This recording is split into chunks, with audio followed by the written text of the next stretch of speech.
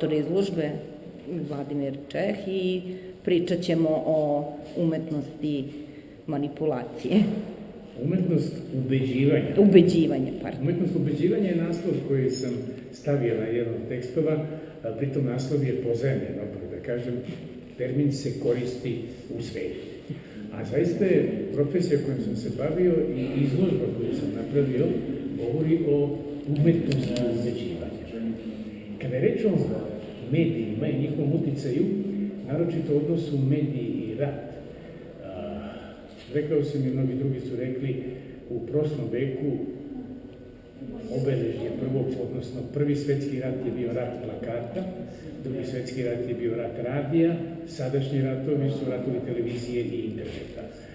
Zašto rat plakata? Nije to bilo ratovanje plakatima sa prelepljivanjem kao što se kod nas danas radi.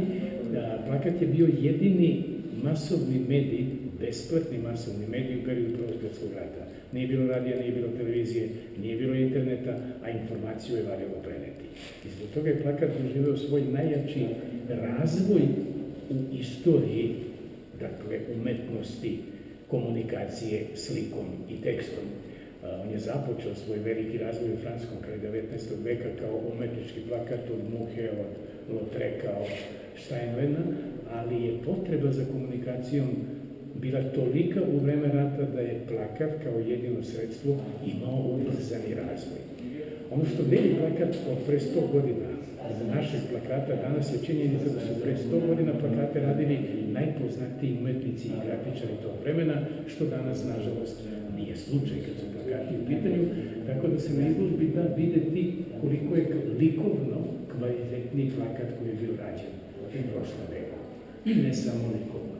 Veoma je zanimljiv odnos teksta i slike, misli da su tada postavljene i da se dan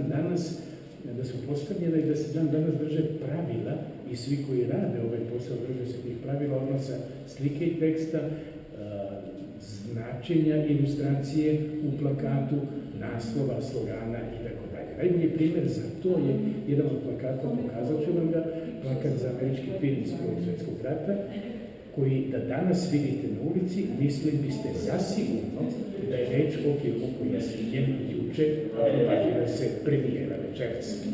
Ono što je možda još značajno reći za ubeđivanje plakatom u Prvom svjetskom ratu, ja sam nazvao teorijom od informacije do manipulacije, jer svaki medij, pa i plakat u svom inicijalnom stepenu razvoja, služi za prenos, ajde da tako kažemo, gole informacije.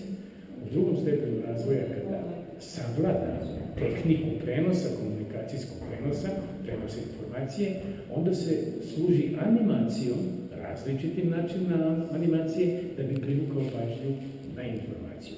Konačno, u finalnom stepenu razvoja, pod uticajem lobističkih grupa, da ne kažem nešto izmije, svaki medij služi u suštini i za manipulaciju informacija.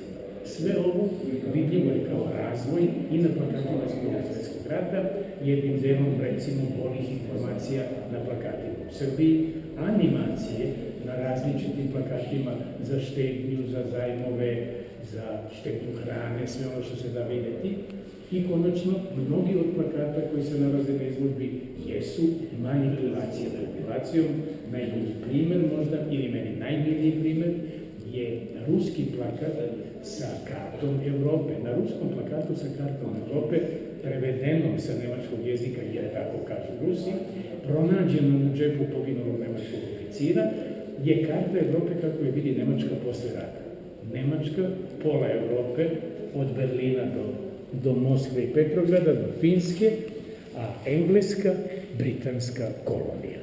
To je možda najupečatljiviji dokaz o manipulaciji informacijom koja je služila u tom periodu da bi se naravno izazvao revolt prema Nemačkoj i da bi se izazvalo osjećanje pripadnosti u Rusiji i da bi rekrutacije uspevale.